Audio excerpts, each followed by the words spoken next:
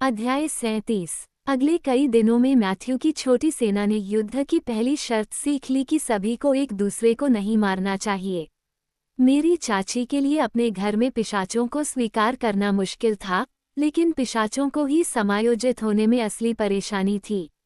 ये सिर्फ भूतों की बात नहीं थी और बिल्ली। अगर पिशाच और गर्म खून वाले लोग इतने करीब से घर में आते तो घर में पागलों से ज्यादा कुछ रखना पड़ता। अगले ही दिन मार्कस और मिरियम ने ड्राइववे में मैथ्यू से बातचीत की, फिर रेंज रोवर में चले गए। कई घंटे बाद वे लाल क्रॉस से चिन्हित एक छोटे रेफ्रिजरेटर और सेना के फील्ड अस्पताल के लिए पर्याप्त रक्त और चिकित्सा आपूर्ति लेकर वापस लौटे। मैथ्यू के अनुरोध पर सारा ने स्टिल रूम के एक कोने को ब्लड बैंक के रूप में इस्तेमाल करने के लिए चुना। ये सिर्फ एक एहतियात है, मैथ्यू ने उसे आश्वासन दिया। अगर मिरियम को भूख लग गई तो। सारा ने ओ नेगेटिव रक्त का एक थैला उठाया। मैंने इंग्लैंड छोड़ने से पहले ही खाना खा लिया था, मिरियम ने विनम्रता से कहा। उसके छोटे नंगे पैर पत्थर के फर्श पर चुपचाप फिसल रहे थे, जबकि वह सामान रख रही थी। डिलीवरी में एक पीले रंग के प्लास्टिक के डिब्बे में गर्भनिरोधक गोलियों का एक ब्लिस्टर पैक भी शामिल था, जिसके ढक्कन में एक फूल बना हुआ था। मैथ्यू ने मुझे सोते समय ये गोलियां भेंट की। आप इन्हें अभी शुरू कर सकती हैं या अपने मासिक धर्म शुरू होने तक कुछ दिन प्रतीक्षा कर सकती हैं। तुम्हें कैसे पता कि मेरा मासिक धर्म कब शुरू होने वाला है? मेलबोर्न से एक दिन पहले ही मैंने अपना आखिरी मासिक धर्म समाप्त किया था, मैथ्यू से मिलने से एक दिन पहले। मुझे पता है कि तुम कब बाड़े की बाड़ फांदने की योजना बना रहे हो। तुम कल्पना कर सकते हो कि मेरे लिए ये जानना कितना आसान है कि कब तुम्हारा खून बहने वाला है। क्या तुम मेरे आसपास रह सकती हो जब मैं मासिक धर्म में हूँ? मैंने केस को सावधानी से पकड़ा जैसे कि वह फट जाएगा। मैथ्यू आश्चर्यचकित हुआ, फिर हंस पड़ा। डायना, अगर मैं ऐसा न कर पाता तो कोई औरत जिंदा नहीं बचती। उसने अपना सिर हिलाया। ये दोनों एक ही बात नहीं है। मैंने उसी रात से गोलियां लेना शुरू कर दिया। जैसे जैसे हम नज़दीकी इलाकों में ढलते गए, घर में गतिविधि के नए पैटर्न विकसित हुए, जिनमें से कई मेरे आसपास थे। मैं कभी अकेला नहीं था और निकटतम पिशाच से कभी भी 10 फीट से ज्यादा दूर नहीं था। यह एकदम सही झुंड का व्यवहार था। पिशाच मेरे चारों ओर कतारें बना रहे थे। मेरा दिन भोजन के साथ साथ गतिविधि के क्षेत्रों में विभाजित था। मैथ्यू ने जोर देकर कहा कि मुझे लापियरे से पूरी तरह से उबरने के लिए नियमित अंतराल पर इसकी आवश्यकता है। वह नाश्ते और दोपहर के भोजन के बीच योग में मेरे साथ शामिल हुआ, और दोपहर के भोजन के बाद सारा और एम ने मुझे जादू का उपयोग करने और मंत्रों का प्रदर्शन करने का तरीका सिखाने की कोशिश की। जब मैं हताशा से अपने बालों को नोच रहा था, तो मैथ्यू मुझे रात के खाने से पहले लंबी सैर के लिए ले जाता था। हम गर्म रक्त वाले खाने के बाद परिवार के कमरे में टेबल के चारों ओर घूमते थे, वर्तमान घटनाओं और पुरानी फिल्मों के बारे में बात करते थे। मार्कस ने एक शतरंज की बिसात खोदी, और वो और उसके पिता अक्सर साथ खेलते थे जबकि एम और मैं सफाई करते थे। सारा, मार्कस और मिरियम को फिल्म नोयर का शौक था, जो अब घर के टीवी देखने के कार्यक्रम पर हावी हो गया था। सारा को इस सुखद संयोग का पता तब चला जब, अनिद्रा के अपने एक आदतन दौर के दौरान, वह आधी रात को नीचे गई और उसने पाया कि मिरियम और Marcus out of the past देख रहे हैं। तीनों को स्क्रैबल और पॉपकॉर्न का भी शौक था। जब तक घर के बाकी लोग जागे, उन्होंने परिवार के कमरे को सिनेमा में बदल दिया था और कॉफी टेबल से सब कुछ साफ हो चुका था, सिवाय एक गेम बोर्ड, अक्षरों से भरी एक टूटी हुई कटोरी और 2 टूटी फूटी डिक्शनरी के। मिरियम पुराने 7 अक्षरों वाले शब्दों को याद रखने में प्रतिभाशाली साबित हुई। स्मूर्ड, सारा एक पल के लिए चिल्ला रही थी जब मैं नीचे आई। स्मूर्ड किस तरह का शब्द है? अगर आपका मतलब मार्शमेलो और ग्राहम क्रैकर्स के साथ कैंपफायर डेसर्ट से है, तो आपने इसे गलत लिखा है। मिरियम ने बताया, इसका मतलब है दम घूंटना। हमने आग को रोकने के लिए ऐसा किया। हमने उन्हें दबा दिया। अगर आपको मेरी बात पर यकीन नहीं है तो इसे पढ़िए। सारा बड़बड़ाई और कॉफी के लिए रसोई में चली गई।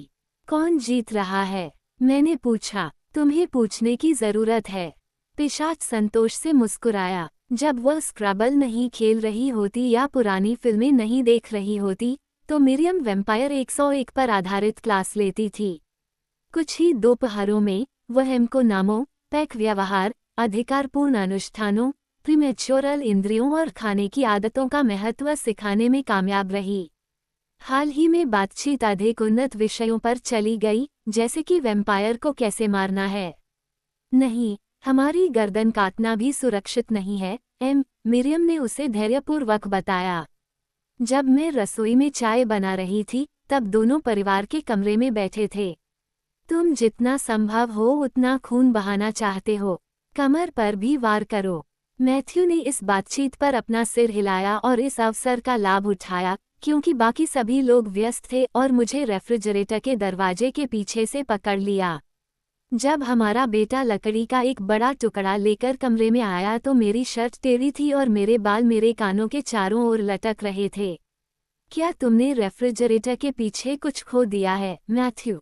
मार्कस के चेहरे पर मासूमियत की तस्वीर थी। नहीं, मैथ्यू ने फुसफुसाया। उसने अपना चेहरा मेरे बालों में छिपा लिया ताकि वह मेरी उत्तेजना की खुशबू को पी सके। मैंने उसके कंधों पर बिना किसी प्रभाव के हाथ मारा, लेकिन वह बस मुझे और जोर से पकड़ लिया। लकड़ी का प्रबंध करने के लिए धन्यवाद, मार्कस, मैंने हौंफते हुए कहा। क्या मैं और ले आऊं? एक सुनहरे बालों वाली भौं ने अपने पिता की नकल करते हुए पूछा। अच्छा विचार है। आज रात ठंड होगी, मैंने मैथ्यू को समझाने के लिए अपना सिर घुमाया, लेकिन उसने इसे मुझे फिर से चूमने के निमंत्रण के रूप में समझा। मार्कस और लकड़ी की आपूर्ति महत्वहीन हो गई।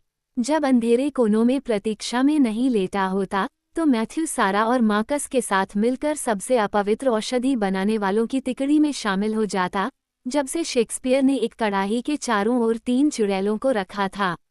सारा और मैथ्यू ने रासायनिक विवाह की तस्वीर के लिए जो भाप बनाई थी, उससे कुछ भी पता नहीं चला, लेकिन इससे उनका हौसला नहीं टूटा। वे हर समय स्टिल रूम में रहते थे, बिशप ग्रिमोयर से सलाह लेते थे और अजीबोगरीब मिश्रण बनाते थे, जिससे बदबू आती थी, विस्फोट होता था या दोनों। एक बार एम और लिन ने जोरदार धमाके की जांच की, जिसके बाद गड़गड़ाहट की आवाज आई। तुम तीनों क्या कर रहे हो? एम ने कमर पर हाथ रखकर पूछा। सारा का चेहरा भूरे रंग की कालिक से ढका हुआ था और चिमनी से मलबा गिर रहा था। कुछ नहीं, सारा ने बड़बड़ाते हुए कहा। मैं हवा को चीरने की कोशिश कर रही थी और जादू का आकार बिगड़ गया, बस इतना ही। क्लीविंग, मैंने उस गंदगी को देखकर आश्चर्यचकित हो गया। मैथ्यू और मार्कस ने गंभीरता से सिर हिलाया। खाने से पहले इस कमरे को साफ कर लो, सारा बिशप, नहीं तो तुम्हें क्लीविंग दिखानी पड़ेगी। एम ने कहा। बेशक, निवासियों के बीच सभी मुलाकातें खुशनुमा नहीं होती। मार्कस और मैथ्यू सूर्योदय के समय साथ साथ चलते थे और मुझे मिरियम, सारा और चायदानी की कोमल देखभाल में छोड़ देते थे। वे कभी दूर नहीं जाते थे। वे हमेशा रसोई की खिड़की से दिखाई देते थे, उनके सिर एक साथ बातचीत में झुके रहते थे। एक क्षण के लिए मार्कस अपनी ऊंची एड़ी पर चढ़ गया और घर की ओर भाग गया, अपने पिता को पुराने सेब के बगीचे में अकेला छोड़ दिया। डायना, वो परिवार के कमरे से होते हुए सीधे सामने के दरवाजे से बाहर निकलने से पहले अभिवादन में गुर्राया। मैं इसके लिए बहुत छोटा हूँ, वह चिल्लाया और चला गया। उसका इंजन खराब हो गया। मार्कस को एसयूवी की अपेक्षा स्पोर्ट्स कारें अधिक पसंद थीं और जब वह गाड़ी को पीछे करके ड्राइववे से बाहर निकलता तो टायर बजरी में धंस जाते। मार्कस किस बात से परेशान है? मैंने पूछा। तभी मैथ्यू वापस लौटा और कागज लेने के लिए अपना हाथ बढ़ाते हुए उसके ठंडे गाल को चूमा। बिजनेस, उन्होंने संक्षेप में कहा और मुझे चूम लिया। तुमने उसे सेनेशल नहीं बनाया? मिरियम ने अविश्वसनीय रूप से पूछा। मैथ्यू ने कागज को पलटकर खोला। मिरियम, अगर तुम सोचती हो कि ब्रदरहुड इतने सालों से बिना किसी सेनेशल के काम कर रहा है, तो तुम मेरे बारे में बहुत अच्छी राय रखती हो। वो पद पहले से ही भरा हुआ है। सेनेशल क्या होता है? मैंने टोस्टर में 2 ब्रेड के टुकड़े डाले। इसमें 6 स्लॉट थे, लेकिन उनमें से केवल 2 ही भरोसेमंद तरीके से काम कर रहे थे। मेरे दूसरे नंबर के अधिकारी, मैथ्यू ने संक्षेप में कहा। यदि वह सेनेशल नहीं है, तो मार्कस यहाँ से तेजी से क्यों चला गया? मिरियम ने जोर देकर पूछा। मैथ्यू ने सुर्खियां देखते हुए कहा, मैंने उसे मार्शल नियुक्त किया था। वो सबसे कम संभावना वाला मार्शल है जिसे मैंने कभी देखा है, उसने गंभीरता से कहा। वो एक चिकित्सक है, भगवान के लिए। बाल्डविन क्यों नहीं? मैथ्यू ने अपने पेपर से नजरें उठाए और उसकी तरफ भौहें उठाईं। बाल्डविन, ठीक है, बाल्डविन नहीं, मिरियम ने जल्दी से जवाब दिया। कोई और होगा। अगर मेरे पास 2000 शूरवीरों में से चुनने के लिए होते जैसा कि टोन्स ने किया था, तो शायद कोई और भी होता। लेकिन इस समय मेरे अधीन सिर्फ 8 शूरवीर हैं, जिनमें से एक 9वां शूरवीर है और उसे मुट्ठी भर सार्जेंट और कुछ स्क्वायर से लड़ने की जरूरत नहीं है। किसी को मार्शल होना ही चाहिए। मैं फिलिप का मार्शल था। अब मार्कस की बारी है। शब्दावली इतनी पुरानी थी कि हंसी आती थी, लेकिन मिरियम के चेहरे पर गंभीर भाव ने मुझे चुप करा दिया। क्या तुमने उससे कहा है कि वो झंडे उठाना शुरू कर दे? मिरियम और मैथ्यू युद्ध की भाषा बोलते रहे, जो मुझे समझ में नहीं आई।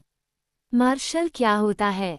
टोस्ट उछलकर रसोई की ओर उड़ गया, तभी मेरे पेट में गुड़गुड़ाहट होने लगी। मैथ्यू का मुख्य सैन्य अधिकारी। मिरियम ने रेफ्रिजरेटर के दरवाजे की ओर देखा, जो बिना किसी सहायता के खुल रहा था। यहाँ। मैथ्यू ने मक्खन को बड़े करीने से पकड़ा और फिर मुस्कुराते हुए मुझे दे दिया। उसके सहकर्मी के दबाव के बावजूद उसका चेहरा शांत था। मैथ्यू, हालांकि एक पिशाच था, लेकिन वह सुबह जल्दी उठने वाला व्यक्ति था। बैनर, मैथ्यू, क्या आप सेना तैयार कर रहे हैं? बेशक मैं हूँ, मिरियम। तुम ही हो जो युद्ध की बात करती रहती हो। अगर युद्ध छिड़ गया, तो तुम्हें नहीं लगता कि मार्कस, बाल्डविन और मैं अकेले ही मंडली से लड़ने जा रहे हैं? मैथ्यू ने अपना सिर हिलाया। तुम्हें इससे बेहतर पता है। फेमांडो के बारे में क्या? निश्चित रूप से वह अभी भी जीवित और स्वस्थ है। मैथ्यू ने अपना पेपर नीचे रख दिया और गुस्से से बोला, मैं तुम्हारे साथ अपनी रणनीति पर चर्चा नहीं करने जा रहा हूँ। हस्तक्षेप करना बंद करो और मार्कस को मेरे पास छोड़ दो। अब मिरियम को भागना था। उसने अपने होठों को कसकर दबाया और पीछे के दरवाजे से बाहर निकलकर जंगल की ओर चल दी। मैंने चुपचाप अपना टोस्ट खाया और मैथ्यू अपने पेपर के पास वापस आ गया। कुछ मिनट बाद उसने उसे फिर से नीचे रख दिया और झुंझलाहट भरी आवाज निकाली, बाहर निकलो, डायना। मैं तुम्हारे सोचने की गंध सूंघ सकता हूँ और मेरे लिए ध्यान केंद्रित करना असंभव है। ओह, ये कुछ भी नहीं है, मैंने मुंह में टोस्ट भरकर कहा। एक विशाल सैन्य मशीन कार्रवाई में जुटी हुई है, जिसकी सटीक प्रकृति मुझे समझ में नहीं आती। और आप शायद ही मुझे ये समझा पाएं, क्योंकि यह किसी तरह का भाईचारे का रहस्य है। मैथ्यू ने अपनी उंगलियां अपने बालों में तब तक घुमाईं जब तक कि वे खड़े नहीं हो गए। मिरियम किसी भी प्राणी से ज्यादा परेशानी पैदा करती है जिसे मैंने कभी जाना है, डोमिनिको, मिशेल और मेरी बहन लुइसा को छोड़कर। अगर तुम शूरवीरों के बारे में जानना चाहते हो, तो मैं तुम्हें बता दूंगा। 2 घंटे बाद भाईचारे के बारे में जानकारी से मेरा सिर घूम रहा था। मैथ्यू ने मेरी डीएनए रिपोर्ट के पीछे एक संगठनात्मक प्रवाह चार्ट बनाया था। यह अपनी जटिलता में अद्भुत था और इसमें सैन्य पक्ष शामिल नहीं था। ऑपरेशन का वह हिस्सा मेरे माता पिता द्वारा छोड़े गए कुछ प्राचीन हार्वर्ड विश्वविद्यालय के लेटरहेड पर रेखांकित था, जिसे हमने साइडबोर्ड से निकाला था। मैंने मार्कस की कई नई जिम्मेदारियों पर गौर किया। इसमें कोई आश्चर्य नहीं कि वह अभिभूत है, मैंने धीरे से कहा, और उन रेखाओं को रेखांकित किया जो मार्कस को उसके ऊपर स्थित मैथ्यू से और नीचे स्थित 7 मास्टर शूरवीरों से जोड़ती थीं, और फिर पिशाचों की उन टुकड़ियों से जिन्हें प्रत्येक को इकट्ठा करना था। वह एडजस्ट कर लेगा। मैथ्यू के ठंडे हाथों ने मेरी पीठ की कसी हुई मांसपेशियों को मसल दिया। उसकी उंगलियां मेरे कंधों के बीच के तारे पर टिकी हुई थीं। मार्कस को बाल्डविन और दूसरे शूरवीरों पर भरोसा करना होगा।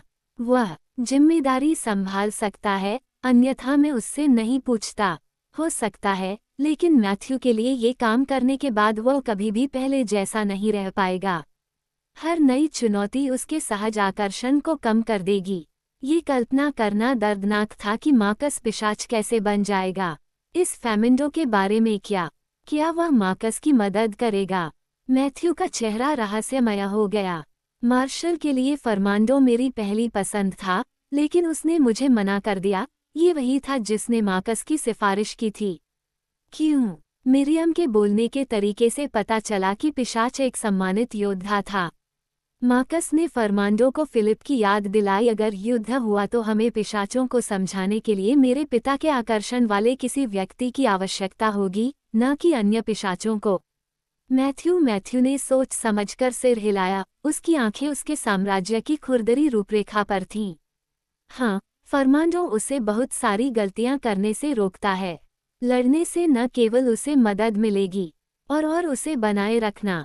जब हम रसोई में वापस लौटे, मैथ्यू अपने अखबार की तलाश में और मैं जल्दी लंच की तलाश में सारा और एम किराने की दुकान से वापस आए थे। उन्होंने माइक्रोवेव पॉपकॉर्न के साथ साथ यॉर्क के डिब्बों को भी खोला। मैंने क्रैनबेरी का एक बैग उठाया।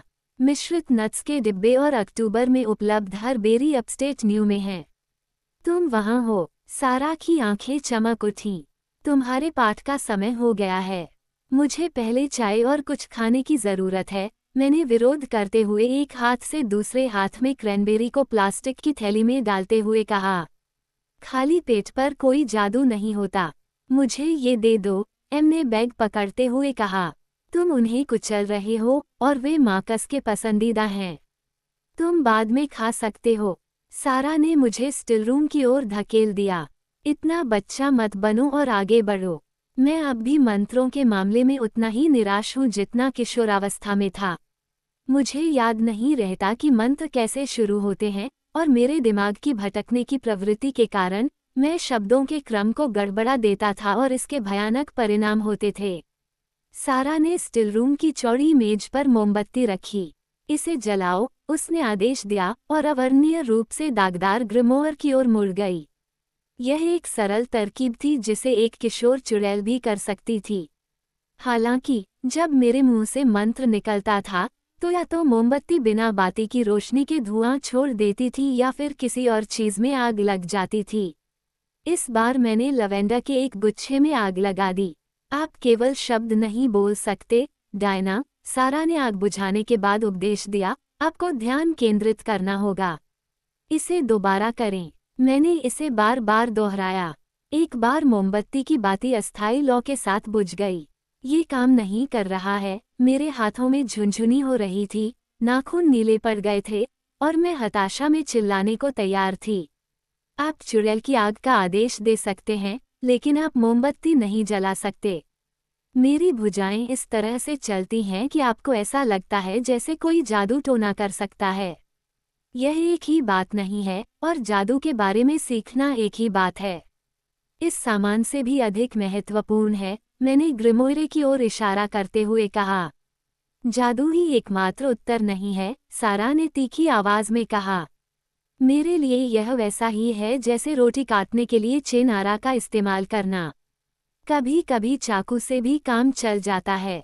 तुम्हारा जादू के बारे में बहुत अच्छा विचार नहीं है, लेकिन मेरे अंदर इसका काफी हिस्सा है और यह बाहर आना चाहता है। किसी को मुझे सिखाना होगा कि कैसे नियंत्रण करना है, मैं नहीं कर सकती। सारा की आवाज में अफसोस था। मैं जादू की आग को बुलाने या जादू के पानी को नियंत्रित करने की क्षमता के साथ पैदा नहीं हुई थी, लेकिन मैं यह अच्छी तरह से कर सकती हूँ कि आप अब तक के सबसे सरल मंत्रों में से एक के साथ मोमबत्ती जलाना सीख सकते हैं। सारा सही थी, लेकिन इस कला में महारत हासिल करने में बहुत समय लगा, और अगर मैं फिर से पानी उगलने लगी तो मंत्र भी कोई मदद नहीं कर पाएंगे। जब मैं अपनी कैंडी की ओर लौटा और कुछ बुदबुदाया तो सारा ग्रिमोire में एक नई चुनौती की तलाश में थी। यह एक अच्छा है, उसने भूरे, हरे और लाल अवशेषों से भरे एक पृष्ठ की ओर इशारा करते हुए कहा। यह एक संशोधित प्रेत मंत्र है जो किसी अन्य स्थान पर किसी व्यक्ति द्वारा बोले गए शब्दों की हूबहू नकल बनाता है। बहुत उपयोगी है। चलो इसे आगे करते हैं। नहीं, चलो थोड़ा आराम करते हैं। दूर जाते हुए मैंने एक कदम आगे बढ़ने के लिए अपना पैर उठाया। जब मैंने इसे दोबारा नीचे रखा तो सेब का बगीचा मेरे चारों ओर था। घर में सारा चिल्ला रही थी, डायना, तुम कहाँ हो? मैथ्यू दरवाजे से बाहर निकला और पोर्च की सीढ़ियों से नीचे उतरा। उसकी तेज नज़रों ने मुझे आसानी से पहचान लिया और कुछ ही तेज कदमों में वह मेरे पास आ गया। यह क्या है? उसका हाथ मेरी कोहनी पर था ताकि मैं फिर से गायब न हो जाऊं। मुझे सारा से दूर जाना था। जब मैंने अपना पैर नीचे रखा तो मैं यहाँ था। पिछली रात ड्राइववे पर भी यही हुआ था। तुम्हें भी सेब चाहिए था। रसोई में चले जाना पर्याप्त नहीं होता। मैथ्यू के मुंह का कोना खुशी से फड़क उठा। नहीं, मैंने संक्षेप में कहा। एक साथ बहुत ज्यादा, माँ लियोन। मैं जादू टोने में अच्छा नहीं हूँ। ये बहुत सटीक। उन्होंने बात पूरी की। मैंने कबूल किया, इसमें बहुत धैर्य की आवश्यकता होती है। जादू टोना और मंत्र तुम्हारे पसंदीदा हथियार नहीं हो सकते, उसने धीरे से कहा, मेरे तनावग्रस्त जबड़े को अपने हाथ के पिछले हिस्से से सहलाते हुए, लेकिन तुम उनका इस्तेमाल करना सीख जाओगे। आदेश का संकेत हल्का था, लेकिन वह वहाँ था। चलो तुम्हारे लिए कुछ खाने को ढूंढते हैं। इससे तुम हमेशा ज्यादा सहमत हो जाते हो। क्या आप मुझे संभाल रहे हैं? उसने उदास स्वर में पूछा। तुमने अभी अभी नोटिस किया? वह हंसा। ये तो कई हफ्तों से मेरा पूर्णकालिक काम रहा है। मैथ्यू ने पूरे दोपहर ऐसा करना जारी रखा, पेड़ों पर खोई हुई बिल्लियों, अग्निशमन विभाग की मिर्च पकाने की रस्मों और आसन हैलोवीन घटनाओं के बारे में अखबार से एकत्र किए गए पत्थरों को फिर से बताना। जब तक मैंने बचे हुए खाने का एक कटोरा खा लिया, तब तक भोजन और उसकी नासमझ बकबक ने अपना काम कर दिया था और सारा और बिशप ग्रिमोयर का फिर से सामना करना संभव था। स्टिल रूम में वापस मैथ्यू के शब्द मेरे दिमाग में तब आए जब भी मैंने सारा के विस्तृत निर्देशों को छोड़ने की धमकी दी। आग, आवाजें या जो कुछ भी उसे चाहिए था, उसे बुलाने के अपने प्रयासों पर फिर से ध्यान केंद्रित किया। कई घंटों तक जादू टोना करने के बाद जिनमें से कोई भी कारगर नहीं हुआ था, उसने स्टिल रूम का दरवाज़ा खटखटाया और घोषणा की कि अब हमारे टहलने का समय हो गया है। मडरूम में मैंने एक मोटा स्वेटर पहना, अपने स्नीकर्स पहने और दरवाजे से बाहर निकल गया। मैथ्यू भी मेरे साथ धीरे धीरे चल पड़ा, हवा को सूंघते हुए और घर के आसपास के खेतों में रोशनी का खेल देखते हुए। अक्टूबर के आखिर में अंधेरा जल्दी ही छा गया और अब गोधूली का समय मेरे लिए दिन का सबसे पसंदीदा समय था। मैथ्यू भले ही एक माँ बनने वाला व्यक्ति हो, लेकिन शाम ढलते ही उसकी स्वाभाविक आत्म सुरक्षात्मकता कम हो जाती है। वो लंबी होती छाया में आराम करता हुआ प्रतीत होता था। फीकी पड़ती रोशनी उसकी मजबूत हड्डियों को नर्म कर देती थी और उसकी पीली त्वचा को थोड़ा कम अलौकिक बना देती थी। उसने मेरा हाथ थाम लिया और हम दोनों एक दूसरे के करीब होने और अपने परिवारों से दूर होने की खुशी में चुपचाप साथ साथ चलने लगे। जंगल के किनारे पर मैथ्यू ने अपनी गति बढ़ा दी और मैं जानबूझकर पीछे रह गई। मैं जितना संभव हो सके बाहर रहना चाहती थी। चलो, उन्होंने कहा, मेरे धीमे कदमों से कदम मिलाते हुए निराश होकर। नहीं, मेरे कदम छोटे और धीमे हो गए। हम बस एक सामान्य जोड़ा हैं जो डिनर से पहले टहल रहे हैं। मैथ्यू ने मुस्कुराते हुए कहा, हम न्यूयॉर्क राज्य में सबसे कम सामान्य जोड़े हैं। और इस गति से आपको पसीना भी नहीं आएगा। तुम्हारे मन में क्या है? हमारी पिछली सैर के दौरान ये स्पष्ट हो गया था कि मैथ्यू का भेड़िया जैसा हिस्सा जंगल में एक बड़े आकार के पिल्ले की तरह उछल कूद करने का आनंद लेता था।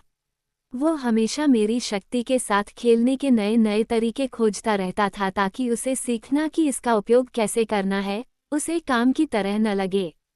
नीरस, कर्तव्यपरायण चीजें उसने सारा के लिए छोड़ दी। टैग, उसने एक शरारती नज़र डाली जिसका विरोध करना असंभव था और वो तेजी और ताकत के साथ भाग गया। मुझे पकड़ो, मैं हंसा और पीछे की ओर भागा। मेरे पैर जमीन से उठे और मेरा दिमाग उसके चौड़े कंधों तक पहुंचने और उन्हें छूने की स्पष्ट छवि को पकड़ने की कोशिश कर रहा था। जैसे जैसे दृष्टि अधिक सटीक होती गई, मेरी गति बढ़ती गई, लेकिन मेरी चपलता में बहुत कुछ कमी रह गई। एक साथ उड़ान और पूर्वज्ञान की शक्तियों का उपयोग करते हुए तेज गति से मैं एक झाड़ी पर गिर गया। इससे पहले कि मैं जमीन पर गिरता, मैथ्यू ने मुझे उठा लिया था। तुम्हारी खुशबू ताज़ी हवा और लकड़ी के धुएं जैसी है, उसने मेरे बालों को सहलाते हुए कहा। जंगल में एक विसंगति थी, जिसे देखा नहीं जा सकता था, बल्कि महसूस किया जा सकता था। ये फीकी पड़ती रोशनी का झुकाव था, गति का एहसास था, अंधेरे इरादे की आभा थी। मेरा सिर मेरे कंधे पर घूम गया। कोई यहाँ है, मैंने कहा। हवा हमसे दूर बह रही थी। मैथ्यू ने अपना सिर उठाया और गंध को पहचानने की कोशिश की। उसने तेज सांस लेकर इसे पहचाना। वैम्पायर, उसने धीरे से कहा, मेरा हाथ पकड़कर खड़ा हो गया। उसने मुझे एक सफेद केक के तने पर धकेल दिया। मित्र या शत्रु? मैंने कांपते हुए पूछा। चले जाओ, अभी। मैथ्यू ने अपना फोन निकाला और स्पीड डायल पर एक ही नंबर दबाया जो उसे मार्कस से जोड़ता था। उसने वॉयस मेल रिकॉर्डिंग पर कसम खाई। कोई हमें ट्रैक कर रहा है, मार्कस। जल्दी से यहाँ आओ। उसने फोन काट दिया और दूसरा बटन दबाया जिससे एक टेक्स्ट मैसेज स्क्रीन सामने आ गई। हवा बदल गई और उसके मुंह के आसपास की त्वचा लड़खड़ा गई। क्राइस्ट, नहीं। उसकी उंगलियां कुंजियों पर घूम रही थीं, 2 शब्द टाइप कर रही थीं, इससे पहले कि वह फोन को पास की झाड़ियों में फेंक देता। एसओएस, जूलियट, उसने मेरे कंधे पकड़ते हुए कहा, तुमने स्टिल रूम में जो कुछ भी किया, वही करो। अपने पैर उठाओ और घर वापस जाओ। तुरंत। मैं तुमसे पूछ नहीं रहा, डायना, मैं तुम्हें बता रहा हूँ। मेरे पैर जम गए थे और मैंने उसकी बात मानने से इनकार कर दिया। मुझे नहीं पता कैसे। मैं नहीं कर सकता। तुम करोगे। मैथ्यू ने मुझे पेड़ के पास धकेल दिया। उसकी दोनों भुजाएं दोनों तरफ थीं और उसकी पीठ जंगल की तरफ थी। गिरबर्ट ने मुझे बहुत समय पहले इस पिशाच से मिलवाया था और उस पर भरोसा नहीं किया जाना चाहिए या उसे कम करके नहीं आंका जाना चाहिए। हमने 18वीं सदी में फ्रांस में और 19वीं सदी में न्यू ऑरलियंस में एक साथ समय बिताया। मैं बाद में सब कुछ समझाऊंगा। अब जाओ। मैं तुम्हारे बिना नहीं जा रहा हूँ। मेरी आवाज़ दबी हुई थी। जूलियट कौन है? मैं जूलियट डूरंड हूँ। ऊपर से मधुर आवाज़ आई, जिसमें फ्रेंच और कुछ और भी था। हम दोनों ने ऊपर देखा। तुम दोनों ने क्या मुसीबत खड़ी कर दी है? पास के मेपल की एक मोटी शाखा पर एक आश्चर्यजनक पिशाच बैठा हुआ था। उसकी त्वचा दूध के रंग की थी जिसमें कॉफी की कुछ छींटे थे, और उसके बाल भूरे और तांबे के मिश्रण में चमक रहे थे। शरद ऋतु के रंगों भूरे, हरे और सुनहरे से कपड़े पहने हुए वह पेड़ का एक विस्तार लग रही थी। चौड़ी भूरी आंखें तिरछी गालों के ऊपर बैठी थीं, और उसकी हड्डियां एक ऐसी कोमलता का संकेत दे रही थीं जो मुझे पता था कि उसकी ताकत को गलत तरीके से दर्शाती थी। मैं भी तुम्हें सुनते हुए देख रही थी। तुम्हारी सारी खुशबू आपस में उलझ गई है। उसने धीरे से डांटते हुए कहा। मैंने उसे शाखा छोड़ते नहीं देखा, लेकिन मैथ्यू ने देखा। उसने अपने शरीर को इस तरह से झुकाया था कि जब वो उतरी तो वह मेरे सामने हो। उसने उसका सामना किया। होंठ चेतावनी में घुमाया गया। जूलियट ने उसकी बात अनसुनी कर दी। मुझे उसका अध्ययन करना है। उसने अपना सिर दाहिनी ओर झुकाया और अपनी ठुड्डी को थोड़ा ऊपर उठाया और मेरी ओर ध्यान से देखने लगी। मैंने भौहें सिकोड़ लीं। वह वापस भौहें सिकोड़ने लगी। मैथ्यू कांप उठा। मैंने चिंता से उसकी ओर देखा और जूलियट की आंखें मेरी ओर चली गईं। वह मेरी हर हरकत की नकल कर रही थी। उसकी ठोड़ी बिल्कुल उसी कोण पर निकली हुई थी जिस पर मैं था, उसका सिर भी बिल्कुल उसी झुकाव पर था। यह ऐसा था जैसे मैं आईने में देख रहा हूँ। घबराहट ने मेरे शरीर में बाढ़ ला दी, मेरे मुंह में कड़वाहट भर गई। मैंने मुश्किल से निगला और पिशाच ने भी निगल लिया। उसकी नाक फड़क उठी और वह मेरी हंसी, हीरे की तरह तीखी और सख्त। तुमने उसका विरोध कैसे किया? मैथ्यू, उसने एक लंबी, धीमी सांस ली। उसकी गंध से तुम्हें भूख से पागल हो जाना चाहिए। क्या तुम्हें वह डरी हुई युवती याद है जिसका हमने रोम में पीछा किया था? मुझे लगता है कि उसकी गंध कुछ इसी तरह की थी। मैथ्यू चुप रहा, उसकी आंखें पिशाच पर टिकी रहीं। जूलियट ने दाईं ओर कुछ कदम बढ़ाए, जिससे उसे अपनी स्थिति समायोजित करने के लिए मजबूर होना पड़ा। आप मार्कस की प्रतीक्षा कर रहे हैं, उसने दुखी होकर कहा। मुझे डर है कि वह नहीं आ रहा है। बहुत सुंदर है। मैं उसे फिर से देखना पसंद करती। पिछली बार जब हम मिले थे, तो वह बहुत युवा और प्रभावशाली था। न्यू ऑरलियंस में उसने जो गड़बड़ की थी उसे ठीक करने में हमें कई सप्ताह लग गए, है न? मेरे सामने एक खाई खुल गई। क्या उसने मार्कस को मार डाला था? सारा और एम को? वह फोन पर है, उसने आगे कहा। गिलबर्ट ये सुनिश्चित करना चाहता था कि आपका बेटा समझ गया है कि वह जो जोखिम उठा रहा है। अब मंडली का गुस्सा सिर्फ आप दोनों पर है, लेकिन अगर आप डटे रहे तो दूसरों को भी इसकी कीमत चुकानी पड़ेगी। मार्कस मरा नहीं था। राहत के बावजूद उसके चेहरे पर भाव देखकर मेरा खून खौल उठा। मैथ्यू की ओर से अभी भी कोई प्रतिक्रिया नहीं आई। इतना शांत क्यों हो, मेरे प्यारे? जूलियट की गर्म आवाज ने उसकी आंखों की नीरसता को झनकृत कर दिया। तुम्हें मुझे देखकर खुश होना चाहिए। मैं वह सब कुछ हूँ जो तुम चाहती हो। गिलबर्ट ने ये सुनिश्चित किया है। उसने फिर भी कोई जवाब नहीं दिया। आह, तुम चुप हो क्योंकि मैंने तुम्हें चौंका दिया है, जूलिली ने कहा। उसकी आवाज़ संगीत और द्वेष के बीच अजीब तरह से टूटी हुई थी। तुमने मुझे चौंका दिया है, लू। एक चुड़ैल। उसने बाईं ओर झुकने का नाटक किया और मैथ्यू ने उसे मिलने के लिए अपना सिर घुमाया। वो खाली जगह से कलाबाजी करते हुए मेरे पास आ गिरी, जहां उसका सिर था और उंगलियां मेरे गले के चारों ओर लपेटी हुई थीं। मैं स्तब्ध रह गया। मुझे समझ में नहीं आता कि वो तुम्हें इतना क्यों चाहता है। जूलियट की आवाज में चिड़चिड़ापन था। तुम क्या करते हो? गिलबर्ट ने मुझे क्या नहीं सिखाया? जूलियट, उसे जाने दो।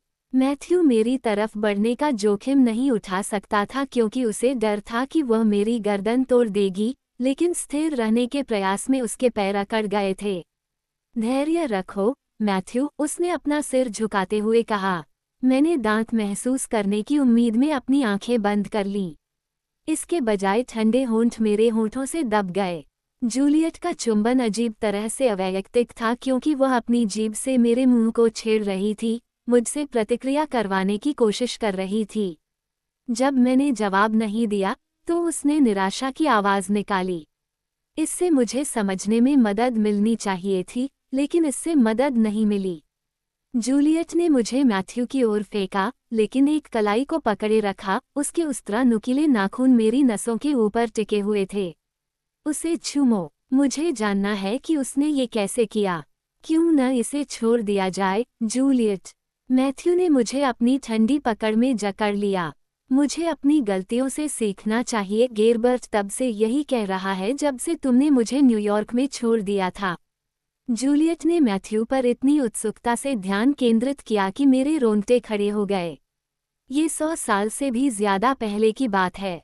अगर अब तक तुमने अपनी गलती नहीं सीखी है, तो तुम कभी नहीं सीखोगे। हालांकि मैथ्यू का गुस्सा मुझ पर नहीं था, फिर भी उसकी ताकत ने मुझे पीछे धकेल दिया। वो गुस्से से उबल रहा था, क्रोध की लहरें उसके अंदर से निकल रही थीं। जूलियट के नाखून मेरी बाह में धंस गए। मैथ्यू, उसे चूमो, नहीं तो मैं उसे खून से लथपथ कर दूंगी। मेरे चेहरे को एक सावधान, कोमल हाथ से थामे हुए उसने अपने मुंह के कोनों को ऊपर की ओर धकेलते हुए मुस्कुराने की कोशिश की। मैं ठीक हो जाऊंगा, मोन कोयूर। मैथ्यू की पुतलियां भूरे हरे रंग के समुद्र में बिंदु थीं। एक अंगूठे ने मेरे जबड़े को सहलाया और वो मेरे करीब झुका। उसके होंठ लगभग मेरे होंठों को छू रहे थे। उसका चुंबन धीमा और कोमल था, जो भावनाओं का प्रमाण था। जूलियट ने हमें घूरते हुए, विवरणों को पीते हुए देखा। मैथ्यू के मुझसे दूर होते ही वो मेरे करीब आ गई। आह! उसकी आवाज़ खाली और कड़वी थी। जब तुम उसे छूते हो तो वह जिस तरह से प्रतिक्रिया करती है, वो तुम्हें पसंद है। लेकिन मैं अब और महसूस नहीं कर सकती। मैंने यसब्यू का गुस्सा और बाल्डविन की निर्दयता देखी थी।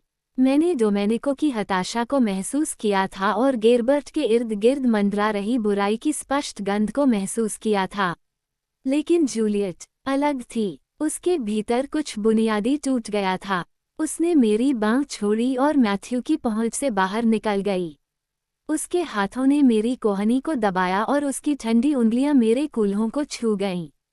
एक छोटे से धक्का के बाद मैथ्यू ने मुझे वहां से चले जाने का एक और मौन आदेश दिया। लेकिन मेरा अपने पति को एक मानसिक रूप से बीमार पिशाच के साथ अकेला छोड़ने का कोई इरादा नहीं था। अंदर ही अंदर कुछ हलचल मच गई। हालांकि न तो चुड़ैल हवा और न ही चुड़ैल पानी जूलियट को मारने के लिए पर्याप्त थे। वे उसे इतना विचलित कर सकते थे कि हम भाग सके, लेकिन दोनों ने मेरी अलिखित आज्ञाओं को अस्वीकार कर दिया। और पिछले कुछ दिनों में मैंने जो भी मंत्र सीखे थे, चाहे वे कितने भी अपूर्ण क्यों न हों, मेरे दिमाग से उड़ गए थे। चिंता मत करो, जूलियट ने मैथ्यू से धीरे से कहा, उसकी आंखें चमक रही थीं। ये बहुत जल्दी खत्म हो जाएगा। मैं निश्चित रूप से रुकना चाहती हूँ, ताकि हम याद कर सके कि हम एक दूसरे के लिए क्या थे। लेकिन मेरे किसी भी स्पर्श से वह तुम्हारे दिमाग से नहीं निकल पाएगी। इसलिए मुझे तुम्हें मारना होगा और तुम्हारी चुड़ैल को गेरबर्ट और मंडली का सामना करने के लिए ले जाना होगा। डायना को जाने दो। मैथ्यू ने अपने हाथ ऊपर करके सहमति जताई। ये हमारे बीच की बात है, जूलियट। उसने अपना सिर हिलाया, अपने भारी चमकीले बालों को लहराते हुए। मैं गेरबर्ट का उपकरण हूँ, मैथ्यू। जब उसने मुझे बनाया तो उसने मेरी इच्छाओं के लिए कोई जगह नहीं छोड़ी। मैं दर्शन या गणित नहीं सीखना चाहता था, लेकिन गेरबर्ट ने जोर दिया ताकि मैं तुम्हें खुश कर सकूं। और मैंने तुम्हें खुश किया, है न? जूलियट का ध्यान मैथ्यू पर केंद्रित था और उसकी आवाज़ उसके टूटे हुए दिमाग की दोष रेखाओं की तरह कठोर थी। हाँ, तुमने मुझे प्रसन्न किया। मैंने ऐसा ही सोचा था, लेकिन गेरबर्ट ने पहले ही मुझे अपना बना लिया था। जूलियट की आंखें मेरी ओर मुड़ गईं। वे चमकीली थीं, जिससे पता चलता था कि उसने हाल ही में भोजन किया है। वो तुम्हें भी अपने कब्जे में ले लेगा, डायना, ऐसे तरीकों से जिसकी तुम कल्पना भी नहीं कर सकती। ऐसे तरीके जो सिर्फ मैं ही जानती हूँ। तब तुम उसकी हो जाओगी और बाकी सबसे दूर हो जाओगी। नहीं, मैथ्यू ने जूलियट पर झपट्टा मारा, लेकिन वह भाग निकली। ये खेलने का समय नहीं है, मैथ्यू, जूलियट ने कहा। वो इतनी तेजी से आगे बढ़ी, इतनी तेजी से कि मेरी आंखें उसे देख नहीं सकी। फिर वो विजय के भाव के साथ धीरे धीरे उससे दूर हट गई। एक फटने की आवाज हुई और उसके गले पर खून बहने लगा। शुरुआत के लिए यही काफी होगा, उसने संतोष के साथ कहा। मेरे सिर में एक गर्जना थी। मैथ्यू मेरे और जूलियट के बीच में आ गया। मेरी अपूर्ण गर्म खून वाली नाक भी उसके खून की धातुई गंध को सूंघ सकती थी। यह उसके स्वेटर में समा रहा था और उसकी छाती पर एक काले दाग के रूप में फैल रहा था। ऐसा मत करो, जूलियट। अगर तुमने कभी मुझसे प्यार किया है तो तुम उसे जाने दोगी। वह गेरबर्ट के लायक नहीं है, जूलियट ने भूरे चमड़े और मांसपेशियों के धुंधलेपन में उत्तर दिया। उसका पैर ऊपर की ओर झूल गया और जब उसका पैर मैथ्यू के पेट से टकराया तो एक दरार हुई। वो एक गिरे हुए पेड़ की तरह झुक गया। मैं भी गेरबर्ट के लायक नहीं थी, जूलियट की आवाज में उन्माद था, लेकिन मैं तुम्हारी हकदार थी। तुम मेरे हो, मैथ्यू। मेरे हाथ भारी लग रहे थे और मैं बिना देखे ही समझ गया कि उनके हाथ में धनुष और तीर है। मैं अपनी बाहें ऊपर उठाते हुए दोनों पिशाचों से दूर चला गया। भागो, मैथ्यू चिल्लाया। नहीं, मैंने अपनी आवाज में नहीं कहा, अपनी बाईं बाह की रेखा को नीचे झुकाते हुए। जूलियट मैथ्यू के करीब थी, लेकिन मैं उसे छुए बिना तीर छोड़ सकता था। जब मेरा दाहिना हाथ मुड़ता तो जूलियट मर जाती। फिर भी मैं हिचकिचाया, क्योंकि मैंने पहले कभी किसी को नहीं मारा था। जूलियट को बस यही पल चाहिए था। उसकी उंगलियां मैथ्यू की छाती में घुस गईं, नाखून कपड़े और मांस को चीर रहे थे मानो दोनों कागज हों। वह दर्द से हौंफने लगा और जूलियट जीत की खुशी में दहाड़ने लगी। सारी झिझक खत्म हो गई, मेरा दाहिना हाथ कस गया और खुल गया। मेरी बाईं उंगलियों के फैले हुए सिरों से आग का गोला निकला। जूलियट ने आग की लपटों की आवाज़ सुनी और हवा में सल्फर की गंध महसूस की। वह मुड़ी, उसके नाखून मैथ्यू की छाती के छेद से बाहर निकल आए, उसकी आंखों में अविश्वास दिखा। इससे पहले कि काले, सुनहरे और लाल रंग की थूकने वाली गेंद ने उसे घेर लिया। उसके बालों में सबसे पहले आग लगी और वह घबराहट में लड़खड़ा गई। लेकिन मैंने उसका अनुमान लगा लिया था और आग का एक और गोला इंतजार कर रहा था। वह सीधे उसमें घुस गई। मैथ्यू घुटनों के बल बैठ गया उसके हाथ खून से सने स्वेटर को उस जगह दबा रहे थे जहां उसने उसके दिल के ऊपर की त्वचा को छेद दिया था। चिल्लाते हुए जूलियट ने हाथ बढ़ाया, उसे नरक में खींचने की कोशिश की। मेरी कलाई के एक झटके और हवा को एक शब्द कहते ही उसे उठा लिया गया और मैथ्यू के जमीन में गिरने की जगह से कई फीट दूर ले जाया गया। वो अपनी पीठ के बल गिर गई, उसका शरीर जल रहा था। मैं उसके पास भागना चाहता था, लेकिन जूलियट को देखता रहा क्योंकि उसकी पिशाच हड्डियां और मांस आग का प्रतिरोध कर रहे थे। उसके बाल गायब हो गए थे और उसकी त्वचा काली और चमड़े जैसी हो गई थी, लेकिन तब भी वह मरी नहीं थी। उसका मुंह लगातार चलता रहा, मैथ्यू का नाम पुकारता रहा। मेरे हाथ उठे रहे ताकि वह हर मुश्किल का सामना कर सके।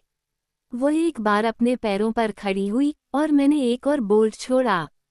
मैंने उसे छाती के बीच में मारा, उसकी पसलियों के पिंजरे से होते हुए दूसरी तरफ से बाहर आया और कठोर त्वचा को चीरता हुआ और उसकी पसलियों और फेफड़ों को कोयले में बदल दिया। उसका मुंह डर के मारे मुड़ गया। वह अब ठीक होने से परे थी, चाहे उसके पिशाच के खून की ताकत कितनी भी हो। मैं मैथ्यू के पास गया और जमीन पर गिर पड़ा। वो अब खुद को सीधा नहीं रख पा रहा था और अपनी पीठ के बल लेटा हुआ था, घुटने मुड़े हुए थे। हर जगह खून था, उसकी छाती के छेद से गहरे बैंगनी रंग की लहरें निकल रही थीं और उसकी गर्दन से और भी ज्यादा समान रूप से बह रही थीं, इतना गहरा कि मानो पिच हो। मुझे क्या करना चाहिए? मैंने बेचैनी से अपनी उंगलियां उसके गले पर दबाईं। उसके सफ़ेद हाथ अभी भी उसकी छाती के घाव पर बंधे हुए थे, लेकिन हर गुजरते पल के साथ उनमें से ताकत खत्म होती जा रही थी। क्या तुम मुझे पकड़ोगे? उसने फुसफुसाया। ओक के पेड़ की तरफ पीठ करके मैंने उसे अपनी टांगों के बीच खींच लिया। मुझे ठंड लग रही है, उसने उदास आश्चर्य से कहा। कितना अजीब है, तुम मुझे नहीं छोड़ सकते, मैंने उग्रता से कहा। मैं यह नहीं लूंगा, अब इस बारे में कुछ नहीं किया जा सकता। मौत ने मुझे अपनी गिरफ्त में ले लिया है। मैथ्यू ऐसे अंदाज में बात कर रहा था जैसा उसने 1000 सालों में नहीं सुना था। उसकी धीमी होती आवाज एक प्राचीन लय में उठती और गिरती जा रही थी। नहीं, मैंने अपने आंसू रोके। तुम्हें लड़ना होगा, मैथ्यू। मैंने लड़ाई लड़ी है, डायना। और तुम सुरक्षित हो। इससे पहले कि मंडली को पता चले कि क्या हुआ है, मार्कस तुम्हें यहाँ से दूर ले जाएगा। मैं तुम्हारे बिना कहीं नहीं जाऊंगा। तुम्हें ये करना ही होगा। वह मेरी बाहों में संघर्ष कर रहा था और इस तरह से हिल रहा था कि वह मेरा चेहरा देख सके। मैं तुम्हें खो नहीं सकती, मैथ्यू। जब तक मार्कस यहाँ नहीं आ जाता, कृपया धीरज रखो। मेरे अंदर की जंजीर हिल रही थी, उसकी कड़ियाँ एक एक करके ढीली हो रही थीं। मैंने उसे अपने दिल के पास हल्का रखकर विरोध करने की कोशिश की। चुप रहो, उसने धीरे से कहा, खून से सनी उंगली उठाकर मेरे होठों को छू लिया। जैसे ही उसका ठंडा खून मेरी त्वचा के संपर्क में आया, वे झुनझुनी और सुन्ना हो गए। मार्कस और बाल्डविन जानते हैं कि क्या करना है। वे तुम्हें सुरक्षित यसाबेल तक पहुंचाएंगे। मेरे बिना मंडली को तुम्हारे खिलाफ कार्रवाई करना मुश्किल लगेगा। पिशाच और चुड़ैलों को ये पसंद नहीं आएगा, लेकिन अब तुम एक डे क्लेरमोंट हो, मेरे परिवार की सुरक्षा के साथ साथ लाजर के शूरवीरों की भी।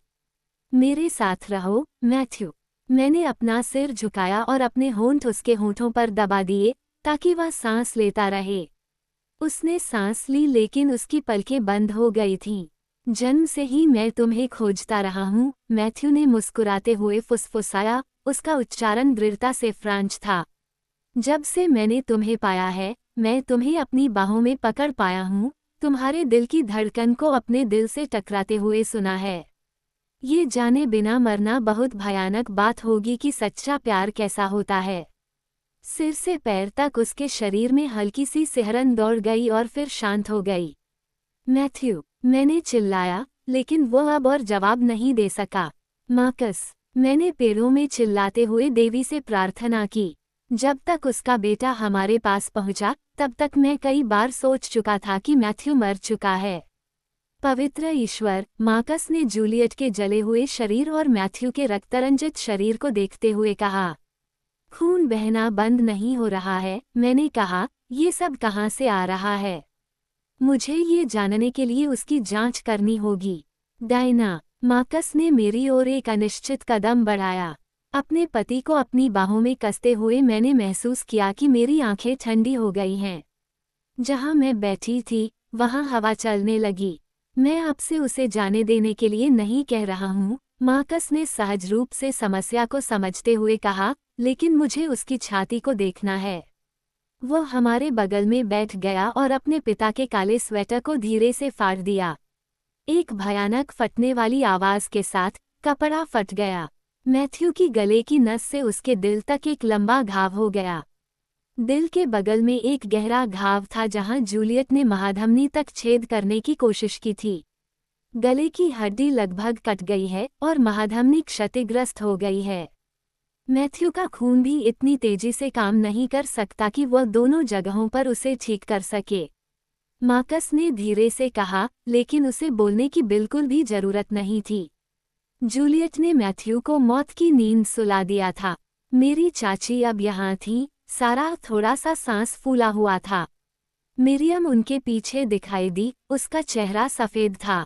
एक नज़र देखने के बाद वह अपनी एड़ी घुमाते हुए घर की ओर भागी। यह मेरी गलती है, मैंने रोते हुए मैथ्यू को एक बच्चे की तरह झुलाया।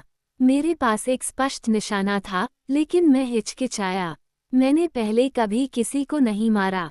अगर एफडी ने पहले ही कार्रवाई की होती तो वह उसके दिल तक नहीं पहुंच पाती। डायना, बेबी, सारा फुसफुसाए, मैं तुम्हारी गलती नहीं हूँ। तुमने वही किया जो तुम कर सकती थी।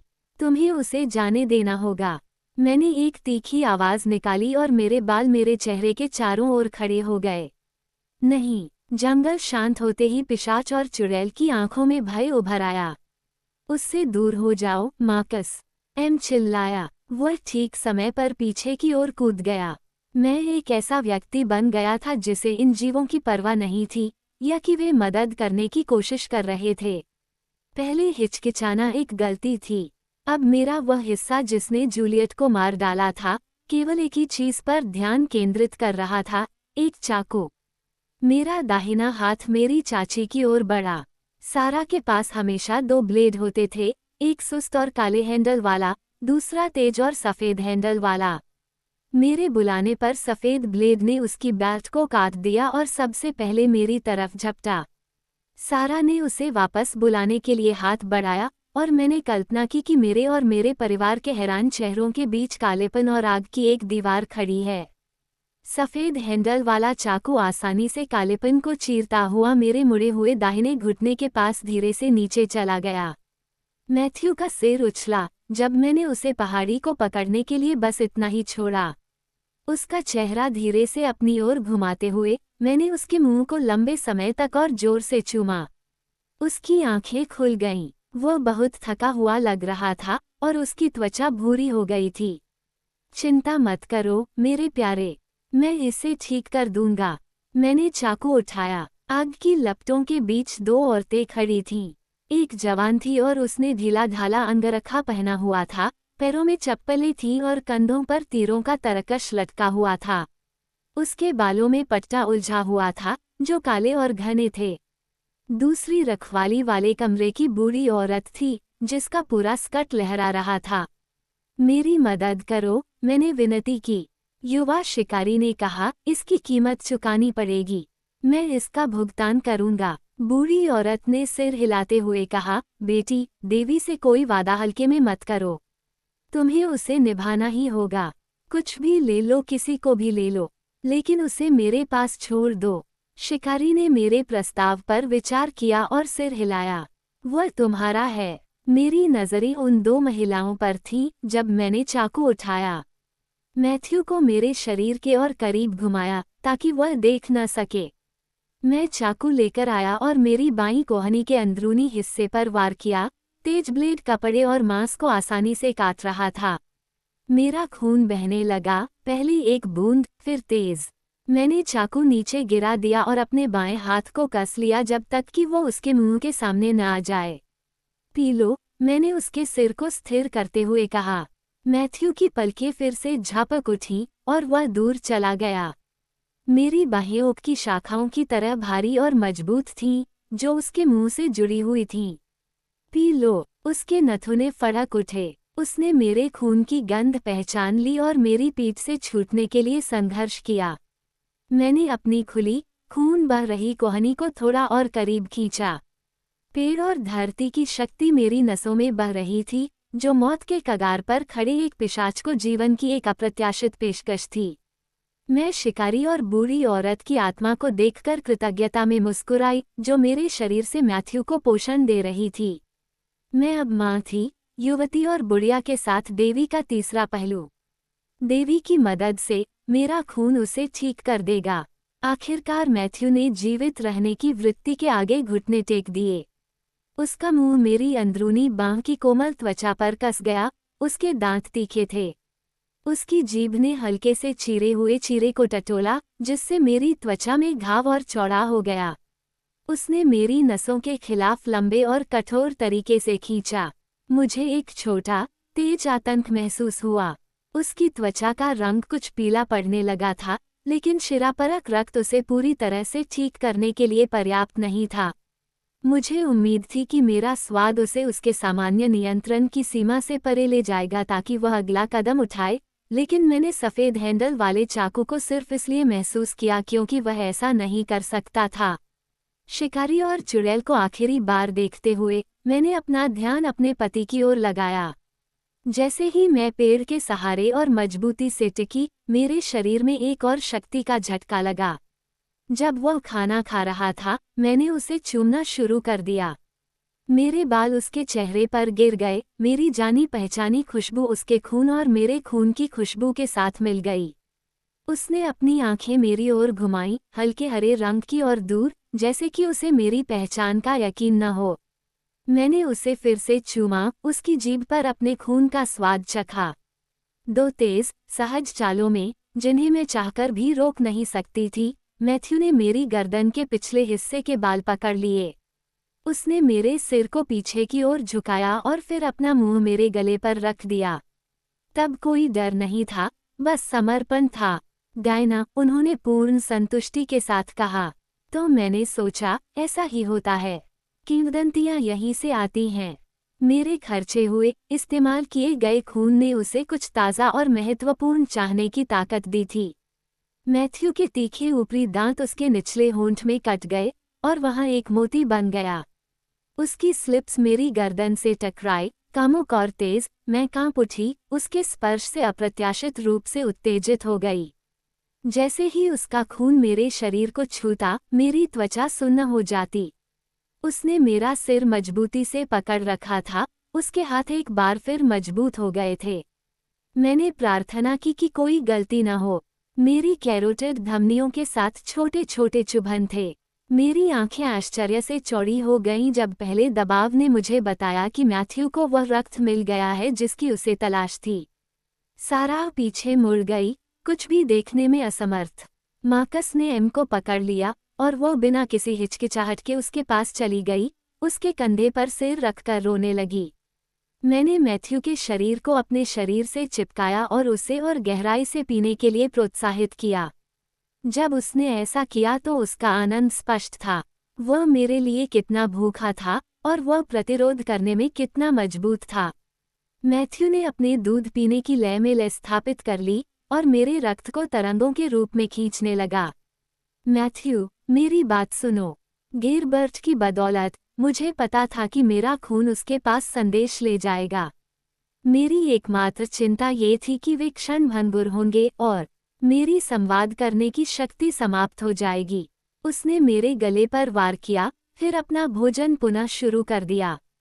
मुझे तुमसे प्यार है। वह फिर से आश्चर्यचकित हो गया। ये तुम्हारे अंदर मेरा स्वर्णिम लेम था, जो तुम्हें जीवन दे रहा था। मैथ्यू ने अपना सिर हिलाया जैसे किसी परेशान करने वाले कीड़े को भगाना चाहता हो और पीना जारी रखा। मैं तुम्हारे अंदर हूँ, तुम्हें जीवन दे रहा हूँ। सोचना मुश्किल था, आग के पार देखना मुश्किल था। मैंने एम और सारा पर ध्यान केंद्रित किया, अपनी आंखों से उन्हें ये बताने की कोशिश की कि चिंता न करें। मैंने मार्कस को भी ढूंढा, लेकिन मैं उसे ढूंढने के लिए अपनी आंखें पर्याप्त रूप से नहीं घुमा पाया। मैं तुम्हारे अंदर हूँ, तुम्हें जीवन दे रहा हूँ। मंत्र को तब तक दोहराया जब तक ये संभव नहीं हो गया। एक धीमी धड़कन थी, मेरे दिल की धड़कन रुकने लगी थी।